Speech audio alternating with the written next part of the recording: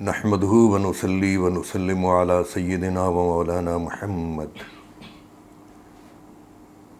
وعلی آلہ الطیبین الطاہرین و اصحابہ المجتبین، اما بعد فاعوذ باللہ من الشیطان الرجیم، بسم اللہ الرحمن الرحیم،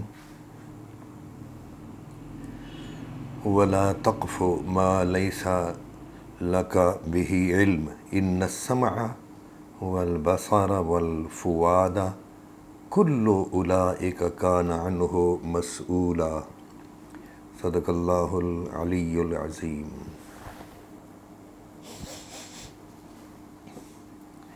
اللہم صلی علی سیدنا و مولانا محمد النبی الامی وعلی آلہ و اصحابہ وبارک وسلم۔ یہ سورہ بنی اسرائیل کی آیت ہے، آیت نمبر 36، آیت نمبر 36 جی، اور اس بات کے پیچھے نہ جا جس کا تجھے علم نہیں۔ اعلیٰ حضرت رحمۃ اللہ تعالیٰ علیہ کا ترجمہ ہے، اور اس بات کے پیچھے نہ پڑ جس کا تجھے علم نہیں، بے شک کان اور آنکھ اور دل ان سب سے سوال ہونا ہے۔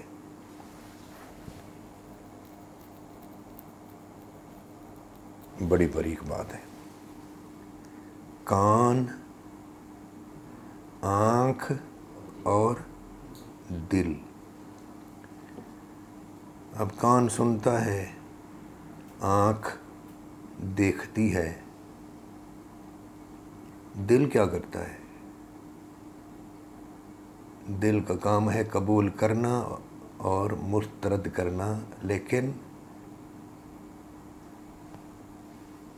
ایسا قبول اور ایسا نا قبول جو زبان پر نہ آئے۔ فقط دل ہی میں کسی چیز کو قبول کرنا اور نہ کرنا، یہ بھی پوچھا جائے گا۔ اس لیے تو کہا ہے نا، اس صورت میں ارشاد فرمایا گیا ہے فَلَا وَرَبِّكَ لَا يُؤْمِنُونَ، تو آخر میں ہے نا، اس آیت کی آخر میں ہے وَيُسَلِّمُوا ثُمَّ لَمْ يَجِدُوا فِي أَنفُسِهِمْ حَرَجًا، پھر وہ اپنے نفسوں میں بھی جو آقا کریم صلی اللہ علیہ وآلہ وسلم فیصلہ فرما دے، وہ اپنے من میں بھی اس فیصلے کے خلاف کوئی تنگی محسوس نہ کریں۔ من میں بھی، زبان سے بولنا ہمیں قبول نہیں، یہ تو بڑی بات ہے، من میں بھی کوئی۔ تو اس لیے یہاں اللہ تعالیٰ نے آنکھ، کان کے ساتھ دل کا بھی ذکر کر دیا۔ اچھا، فؤاد جو میں نے پہلے کبھی پڑھا تھا، فؤاد دل جو ہے نا، آپ نے کبھی دیکھا ہے نا، دل جو ہوتا ہے اس کے اندر پھر ایک کالا سا تنکا ہوتا ہے خون کی طرح، ہاں جی۔ تو پرانی تحقیق ہے، میں نے دیکھا تھا کہ دل کے اندر ایک چیز وہ ہوتی ہے، اس کو فؤاد کہتے ہیں، اور جو دل کا ایک گوشت کا ایک ٹکڑا ہے نا، اس کو قلب کہتے ہیں۔ قلب کے اندر جو چیز ہوتی ہے اس کو فؤاد کہتے ہیں۔ تو کہتے ہیں فؤاد میں بھی جو کوئی خیال آئے تو وہ بھی پوچھا جائے گا، ہر چیز کے بارے میں پوچھا جائے گا۔ تو آج میں نے یہ آیت اس لیے پڑھی ہے کہ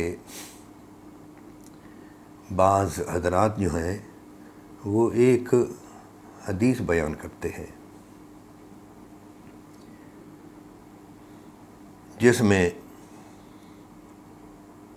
یہ ذکر ہے کہ آقا کریم صلی اللہ علیہ وآلہ وسلم نے ایک شخص کو فرمایا، وہ لوگ بیان کرتے ہیں، جھوٹی روایت ہے، کہ تو مجھ سے ہے اور میں تجھ سے ہوں۔ فلاں شخص کو حضور نے فرمایا تو مجھ سے ہے، میں تجھ سے ہوں۔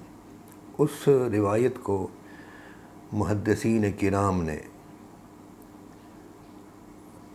جیسا کہ حافظ ابن حجر عسقلانی ہیں، امام ذہبی ہے، یہ بڑے بڑے لوگ ہیں، ان پر علم اسماء الرجال کی انتہا ہوتی ہے۔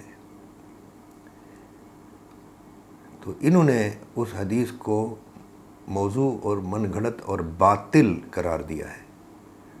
ہمارے اس دور میں کچھ حضرات نے اس حدیث کو موضوع گھڑی ہوئی سے اٹھا کر ضعیف بنانے کی کوشش کی ہے، تاکہ اس کو ضعیف پہلے قرار دیا جائے اور پھر کہا جائے جی فضائل میں ضعیف کھپتی ہے، حالانکہ یہ ضعیف بھی نہیں ہے۔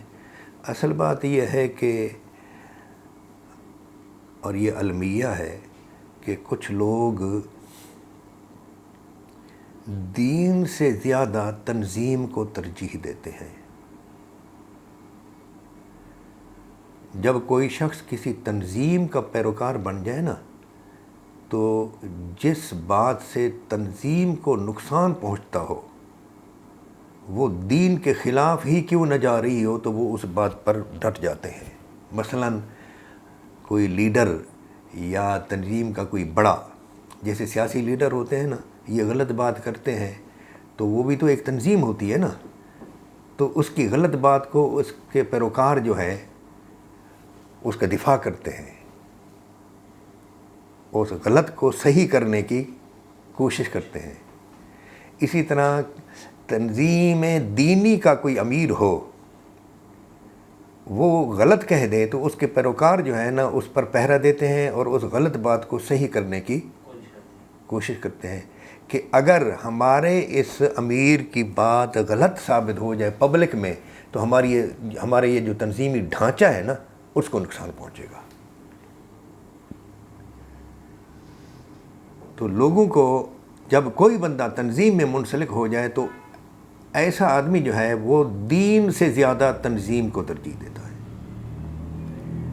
اور یہاں قرآن فرماتا ہے، اور دل میں ان کے ہوتا ہے کہ بات یہ جو ہمارا مخالف کر رہا ہے، جو اختلاف ہم سے کوئی بندہ کر رہا ہے، بات ہے اس کی درست، دل مان رہا ہوتا ہے، لیکن چونکہ تنظیم کے خلاف جا رہی ہے تو نہیں ماننا، تاکہ پبلک نہ ٹوٹے،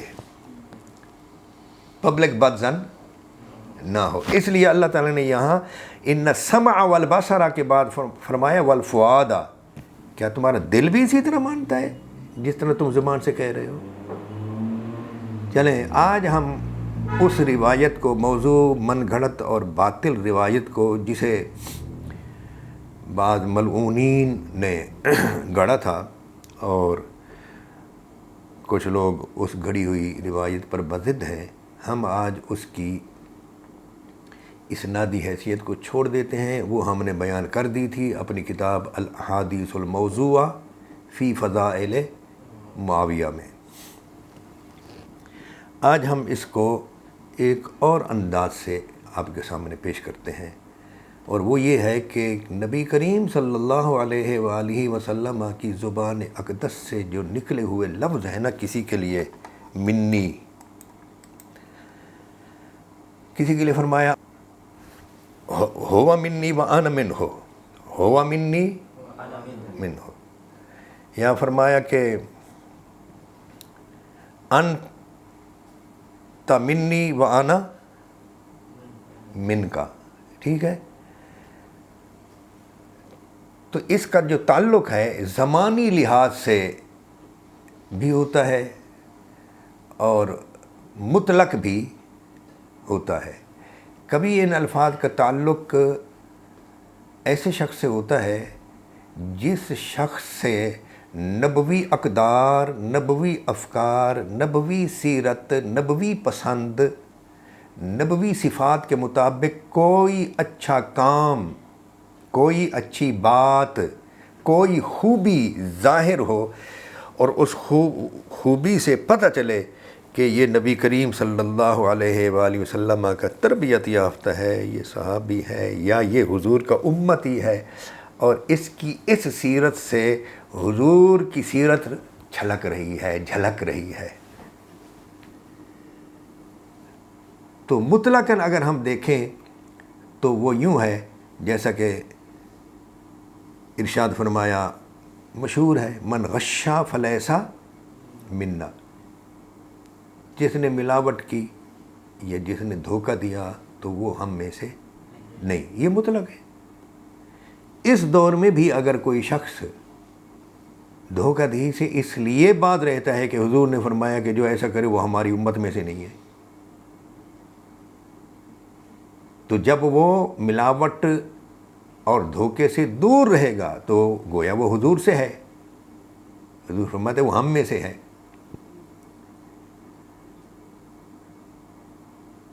یہ مطلق ہے، اس کا زمانے کے ساتھ تعلق نہیں ہے.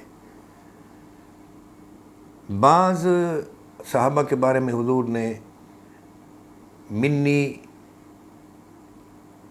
ہوا منی وانا منہ، وہ مجھ سے ہے میں اس سے ہوں، اس وقت فرمایا جب اس شخص سے ایسی خوبی، ایسا کارنامہ ظاہر ہوا کہ حضور خوش ہو گئے اور آپ نے فرمایا کہ وہ مجھ سے ہے میں اس سے ہوں.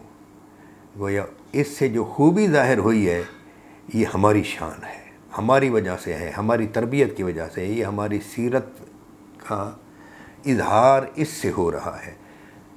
اس کی سیرت سے، اس کے طور اطوار سے، اس کی عادت سے ہماری شان ظاہر ہو رہی ہے، ہماری تربیت ظاہر ہو رہی ہے.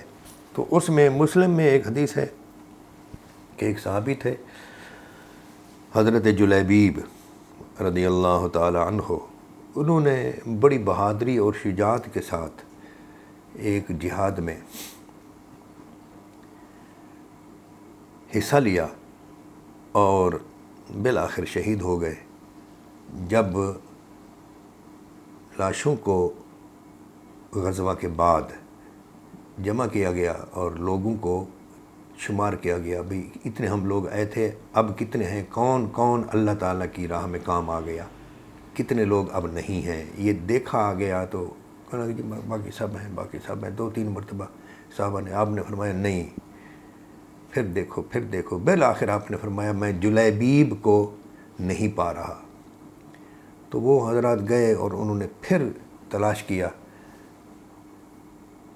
تو وہ مل گئے. تو ان کے ارد گرد کوئی 6-7 لوگ جو ہے نا مرے پڑے تھے. تو نبی کریم صلی اللہ علیہ وآلہ وسلم کو بتلایا گیا تو آپ نے وہاں جا کر فرمایا کہ یہ لڑتے رہے ہیں، ان 7 لوگوں کو انہوں نے پہلے مارا ہے حضرت جلیبیب نے، اور پھر کافروں نے مل کر ان پر حملہ کیا ہے. تو تب وہ قابو پا سکے ہیں، ورنہ یہ کسی کے قابو میں بھی نہیں آ رہے تھے. ہوا منی وانا منہ، یہ مجھ سے ہیں. جلیبیب منی وانا منہ، جلیبیب مجھ سے ہے اور میں اس سے ہوں. تو یہ کب فرمایا؟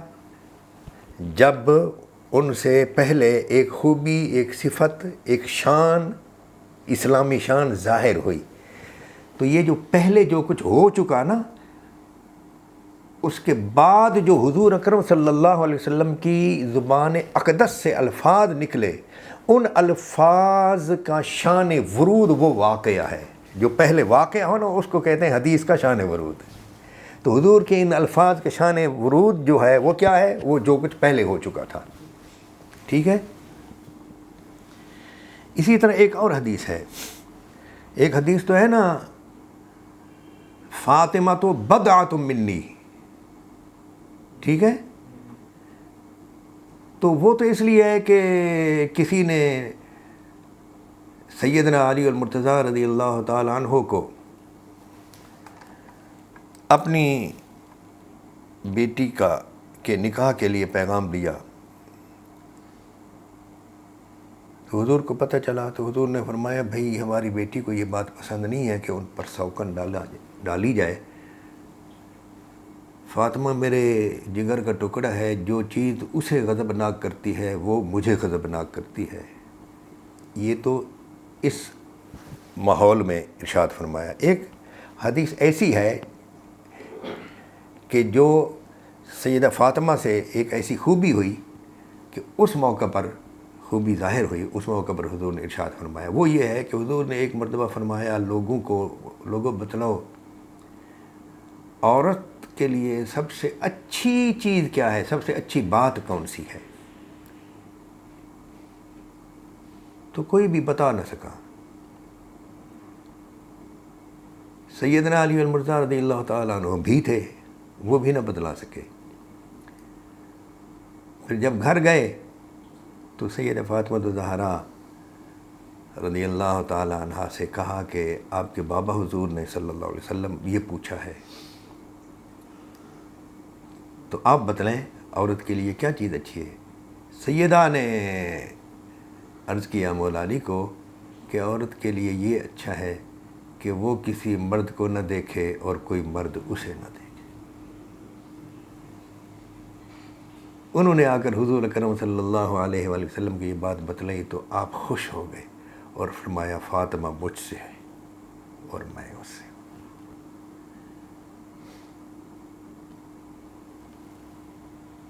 تو پہلے ایک خوبی، عملی خوبی، قولی خوبی ظاہر ہے، بعد میں یہ ارشاد، یہ کلمات ہیں، شاباش۔ اسی طرح ایک قوم کے لیے نبی کریم صلی اللہ علیہ وآلہ وسلم نے فرمایا کہ وہ قوم مجھ سے ہے اور میں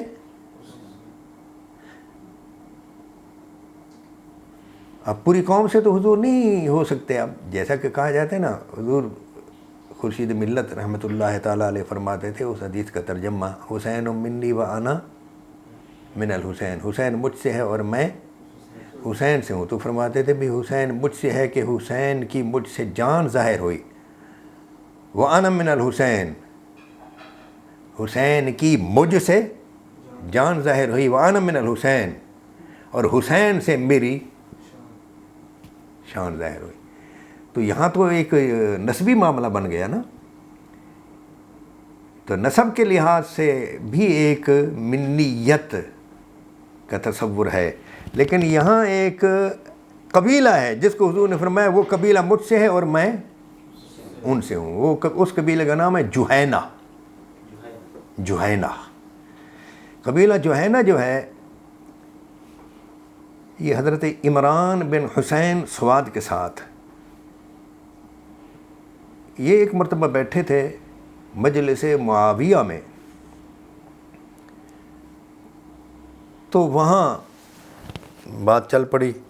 جوہینہ کا ایک شخص تھا، اس سے پوچھا گیا حضور اکرم صلی اللہ علیہ وسلم کی کوئی حدیث تمہارے بارے میں، تو اس نے کچھ بتلائی، تو پھر وہ رک گیا نوجوان۔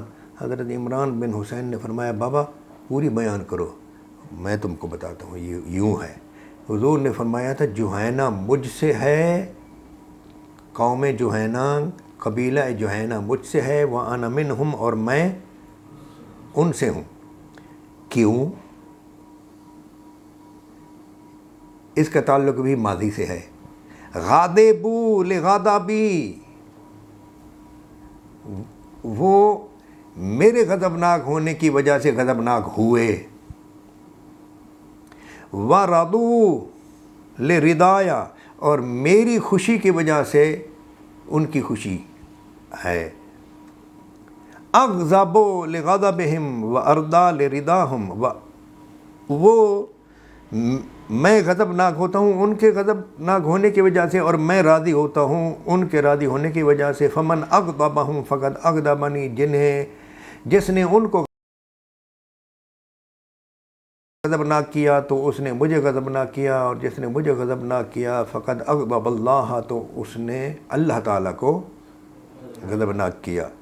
فقال له معاویہ، معاویہ اس موقع پر بول اٹھے اور کہنے لگے انما قال هذا الحدیث فی قریش، اس قسم کی بات نبی کریم صلی اللہ علیہ وآلہ وسلم نے فقط قریش کے بارے میں فرمائی ہے۔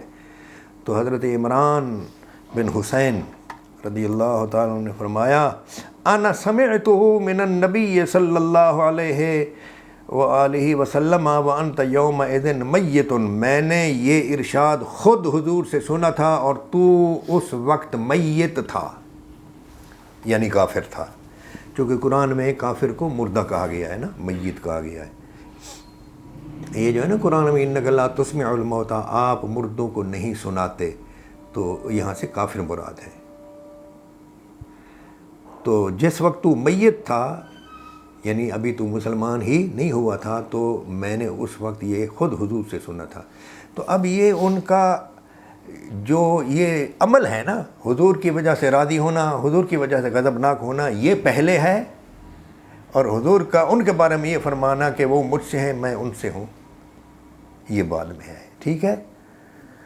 تو معلوم ہوا کہ یہ الفاظ جو ہیں اکثر کا تعلق ماضی سے ہے، اور ایسی تمام احادیث جو ہیں ان میں زیادہ تر یہ ہے کہ کسی قوم سے یا کسی فرد سے پہلے کوئی خوبی ظاہر ہوئی، بعد میں اس فرد یا قوم کے بارے میں آقا نے یہ خوشنودی کے، اپنی رضامندی کے ایسے الفاظ ارشاد فرمائے۔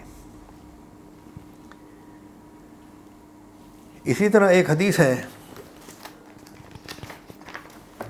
کہ ایک موقع پر نبی کریم صلی اللہ علیہ وآلہ وسلم نے حضرت جعفر کو فرمایا تم صورت و سیرت میں میری مثل ہو۔ حضرت زید کو فرمایا تم ہمارے بھائی اور ہمارے مولا ہو، محبوب ہو۔ وقال، اور حضرت مولا علی رضی اللہ تعالیٰ عنہ کو فرمایا انت منی و انا من کا، تم مجھ سے ہو اور میں تم سے ہوں۔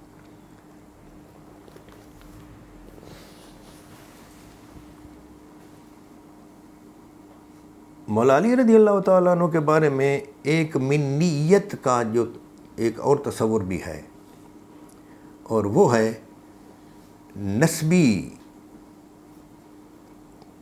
قربت، نسبی زیادہ قربت۔ ورنہ نسب، حضور کے نسب میں کہیں نہ کہیں یہ جو خلفائے ثلاثہ ہیں رضی اللہ تعالیٰ عنہم، ان کا بھی نسب پیچھے کسی نہ کسی حضور کے دادا میں جا کر مل جاتا ہے، لیکن وہ سارے قریش ہیں، ٹھیک ہے، ہاشمی نہیں ہے، ہاشمی فقط مولا علی ہیں۔ تو حضرت ہاشم جو ہیں وہ والد ہیں کس کے؟ شاباش، حضرت عبد المطلب کے۔ حضرت عبد المطلب والد ہیں سیدنا عبداللہ کے، ٹھیک ہے نا۔ یہ قربت آپ دیکھیں۔ باقی صحابہ قریش ہیں، مولا علی یا مولا علی کے برادران، یا پھر یہ حضرت عباس بن عبد المطلب، یہ حضرات جو ہیں یہ ہاشمی بھی ہیں، قریشی بھی ہیں اور ہاشمی بھی ہیں۔ تو سورہ برات کو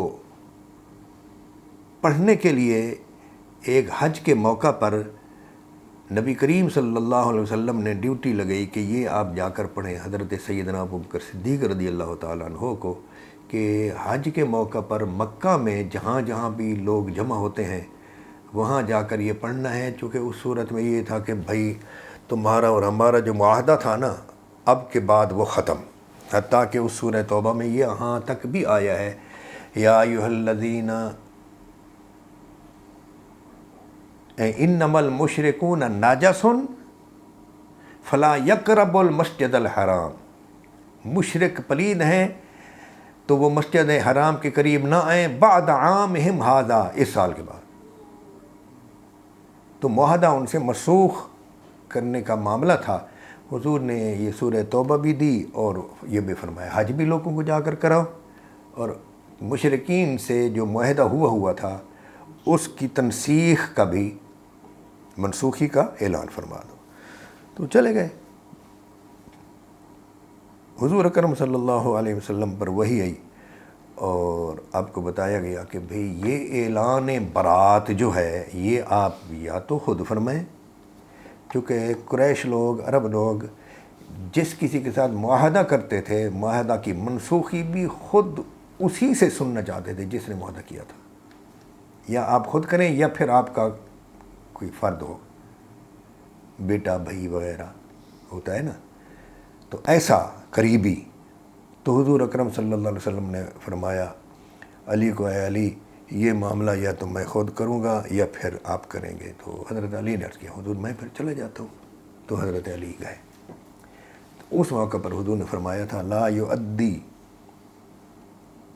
عنی الا انا اور رجل منی، یہ معاملہ، یہ ذمہ داری میں نبھاؤں گا یا وہ شخص جو مجھ سے ہو۔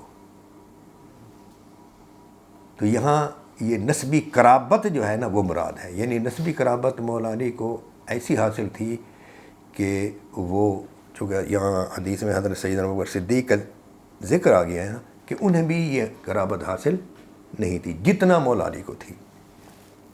اسے معلوم ہوا کہ سسرالی قرابت الگ ہے اور نسبی قرابت الگ چیز ہے۔ اگرچہ وہ حضور کے سورے تھے، اس وقت ہوں گے یا نہیں ہوں گے جس وقت یہ معاہدہ منسوخ کیا جا رہا تھا، نہیں اس وقت بھی تھے، اس وقت بھی سورے تھے، لیکن اس کے باوجود ان سے یہ اعلان لے لیا گیا، واپس لے لیا گیا۔ تو ایک منیت یہ بھی ہے۔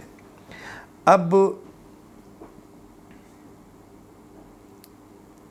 ایک منیت ایسی بھی ہے جس کا تعلق مستقبل سے ہے۔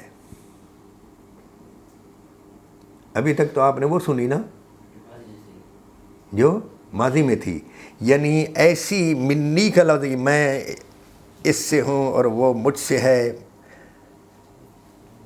ایسا تھا کہ کوئی نہ کوئی خوبی کسی سے ظاہر ہوئی تھی تو حضور نے یہ الفاظ اس کی شان میں ارشاد فرما دیے خوش ہو کر۔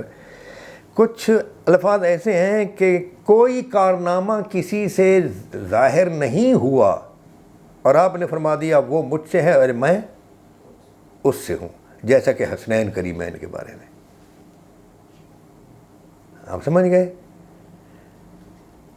اب حسنین کریمین سے جس وقت حضور نے فرمایا تھا ان کے 5-6 سال عمر تھی، تو اس وقت ان سے تو کچھ بھی ظاہر نہیں ہوئی تھی ایسی بات ہے، کوئی کارنامہ، کوئی ایسے افکار، کوئی ایسے اقدار جو مبنی افکار، مبنی اقدار، مبنی سیرت پر، نبوی سیرت پر مبنی ہوں، ایسے تو نہیں۔ تو اس کے باوجود حضور نے فرمایا حسین منی وانا من الحسین، حسین مجھ سے ہے اور میں حسین سے ہوں، یہ اس لیے کہ آگے چل کر حسین رضی اللہ تعالیٰ عنہ سے جو ظاہر ہوگا وہ میری سیرت ظاہر ہوگی۔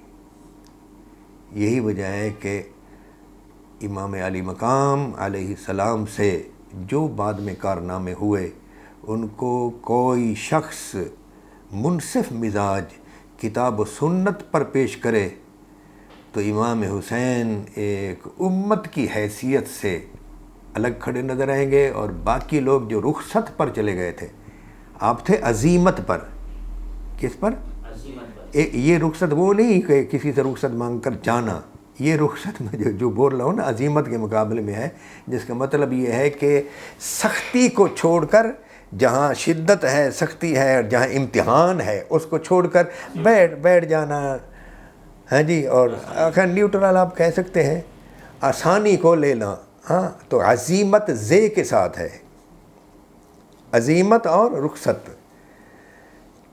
تو بہت سے اکابر نے یزید کی بیعت کر لی تھی، دھون سے، دھمکی سے اور رشوت سے، اور کچھ لوگوں نے تو بیعت کی ہی نہیں تھی، لیکن بیعت لینے والے نے اپنی طرف سے کہہ دیا تھا انہوں نے بھی بیعت کر لی ہے، اور وہ کہتے رہے ہم نے نہیں کی۔ بعد میں لوگوں نے پوچھا بھی تمہارے نام لے کر کہہ دیا ہے فلاں نے کہ انہوں نے بیعت کر لی، تم نے کر لی یزید کی بیعت؟ انہوں نے کہا جی نہیں۔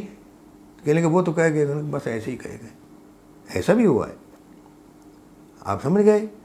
تو اس پر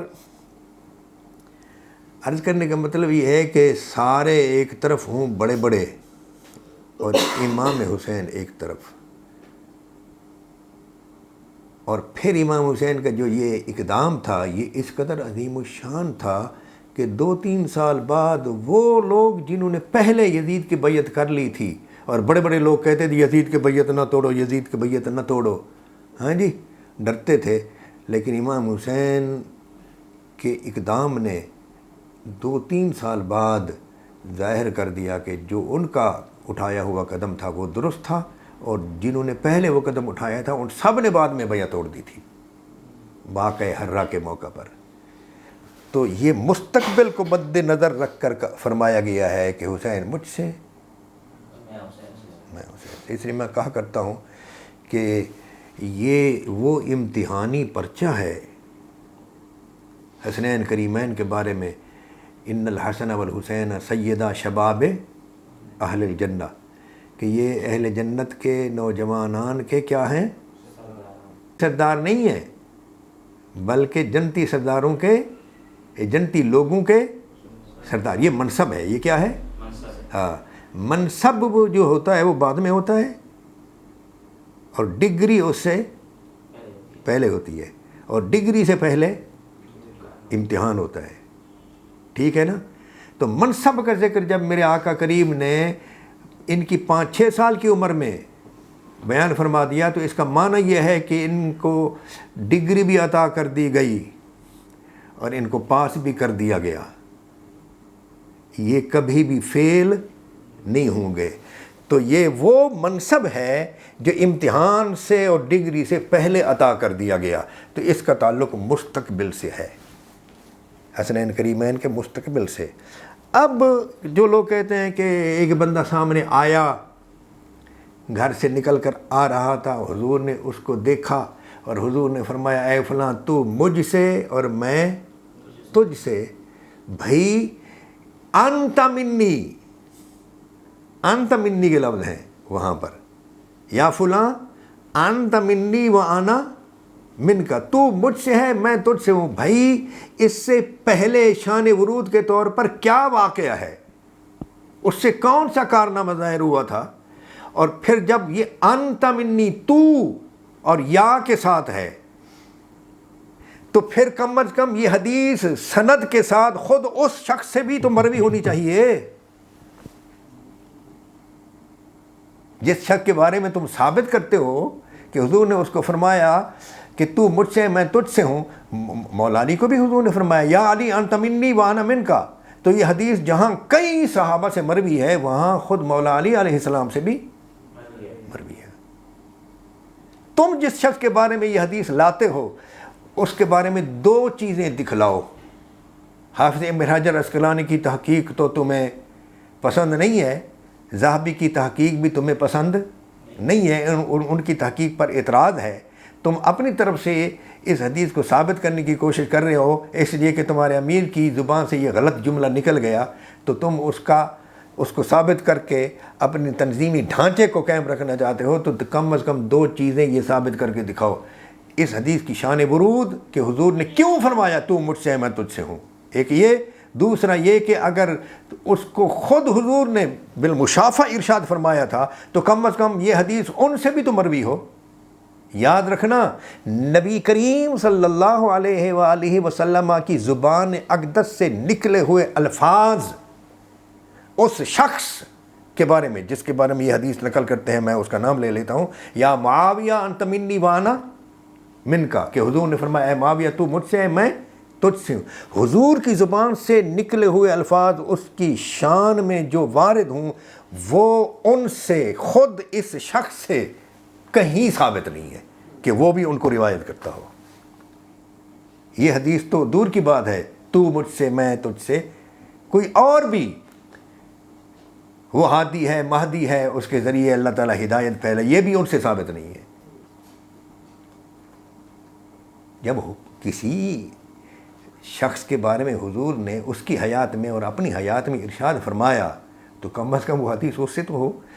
اس کو ان احادیث میں سے جو اس کی شان میں اب ہم بیان کرتے ہیں، یعنی یہ لوگ بیان کرتے ہیں ہمارے اس معاشرہ میں، اس کی شان میں وہ حدیثیں جو حضور کی طرف منسوب کی جاتی ہیں. کس کی طرف؟ کسی صحابی نے کہہ دیا وہ بھی جھوٹ ہے. عبداللہ ابن عمر فرماتے تھے کہ وہ بھی سیادت تھی حضرت عمر کی بھی اور حضرت ابوبکر کی بھی، انہوں نے بھی سرداری کی ہے، انہوں نے بھی امارت کی ہے، انہوں نے بھی خلافت کی ہے، لیکن جو امارت جو سیادت حضرت معاویہ نے کی ہے ایسی سیادت تو کسی نے بھی نہیں کی. ابن عمر سے نقل کرتے ہیں نہ ابو بکر نے ایسی کی نہ حضرت عمر، لا حول ولا قوت. یہ بھی جھوٹ ہے. کسی صحابی سے ایسی کوئی بات سند کے ساتھ ثابت نہیں ہے اور نہ حضور اکرم صلی اللہ علیہ وسلم سے. تو 2 چیزیں آپ حاضرین و ناظرین یہ سمجھ لیں کہ اگر حضور نے یہ فرمایا ہے یا معاویہ انت منی وانا من کا، تو یہ ثابت کیا جائے کہ یہ ان الفاظ کے شان ورود جیسے میں نے یہ حدیثیں پیش کی ہیں اس طرح کوئی شان ورود ہے. کیوں خوش ہو کر حضور نے فرمایا؟ وہ حضور کے اس فرمانے کا سبب کیا ہے؟ جو ہے نہ تو منی وانا منہم اس کا سبب ہے، یا علی انت منی وانا من کا اس کا سبب بھی، اس کے شان ورود بھی ہے. جلیبیب منی وانا من ہو، اس کے بھی شان ورود ہے، ٹھیک ہے نا. یا پھر ان سے، یا چونکہ انت منی وانا من کا ہے تو اس کا شان ورود ہونا چاہیے. یا پھر مستقبل میں تم دکھاؤ، مستقبل میں کیا دکھایا جائے گا کہ وہ امام حسن کی شہادت پر خوش ہوئے، انہوں نے سود کو جائز کہا، انہوں نے رشوت لی، رشوت دی، ناحق قتل کیا، یہ دکھایا جائے گا.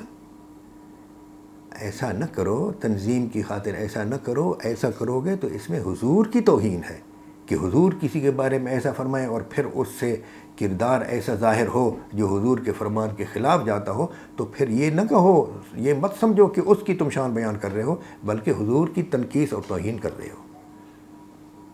یہ نہیں ہو سکتا کہ حضور کسی کے بارے میں اتنا عالی شان، عظیم و شان الفاظ ارشاد فرمائے، پھر اس سے مستقبل میں وہ کچھ ظاہر ہو جو حضور کی سیرت کے خلاف ہو، جو حضور کی تربیت کے خلاف ہو، جو قرآن کے خلاف ہو، جو حدیث صحیحہ کے خلاف ہو.